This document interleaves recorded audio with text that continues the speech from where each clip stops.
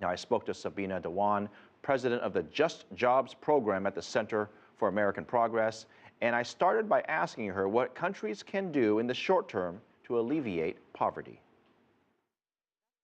I think, Phil, that we'd be remiss to think that alleviating global poverty is a short-term endeavor. I think it's a very long-term endeavor, but the urgency of it should not be missed. I think the most important thing that countries can do to start alleviating poverty is focus on livelihoods and generating livelihoods for those living in extreme poverty.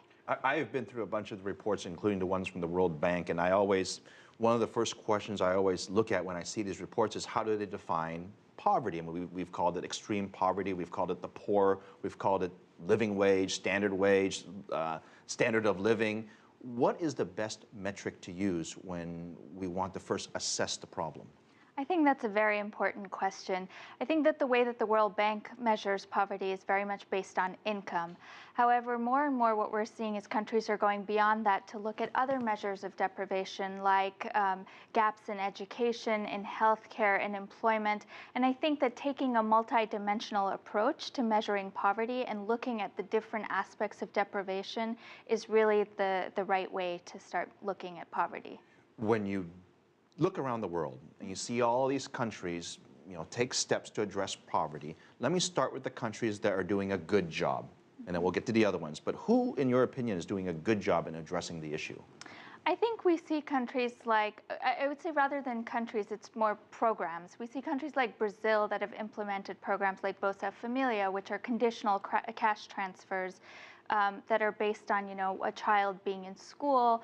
I think those types of programs, those types of redistributive programs tend to have a better impact on poverty alleviation. And the opposite of that question, which countries fail at addressing it? I think what we're seeing is countries that are war-torn, countries that are have a lot of civil strife. Those are countries that are struggling, for example, Congo. And we also see high incidence of poverty in countries like China and India that aren't war-torn and that have been successful in alleviating poverty to some extent, but still have vast swaths of their population in abject poverty.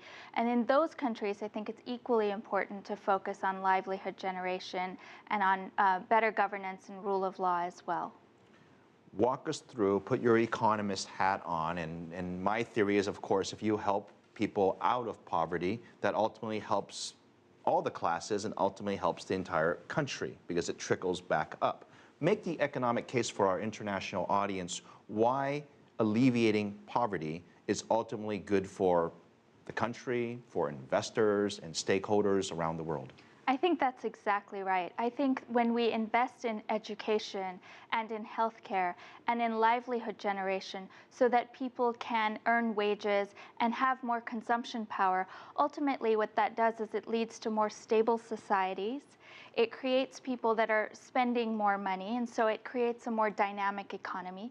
We're able to leverage the productive capacity of people. We're leveraging their abilities to work and be contributing members of the economy. And ultimately, I think that comes back to creating a more dynamic economy that helps businesses as well. So it's a win-win for the entire economy and the entire country when we work bottom up. One of the topics, a very big topic over the past couple of years has been inequality. We've seen the White House talk about it. We've seen countries talk about it. The relationship between inequality and poverty, they're not the same, right? They're definitely not the same. We've seen in countries like China, for example, that have raised 600 million people out of poverty, and yet what we're seeing is rising inequality, and China is certainly not alone. This is a phenomenon that's plaguing countries around the world. I think it's important to raise the bottom, but it's also important to make sure that we're stemming inequality at the same time. Otherwise, what you run into is greater social instability, you run into less economic dynamism, and so we need to tackle both on equal, in an equal way. Very quickly, the two big countries, China and India, if there was a specific program that you think was best to implement, what would that be? I think it has to be job creation, livelihood generation. I think we need to stop thinking that if we have economic growth, the jobs will come. I think we need to focus on how can jobs infrastructure projects, private sector, public sector job creation, how these can be a driver of growth and not vice versa.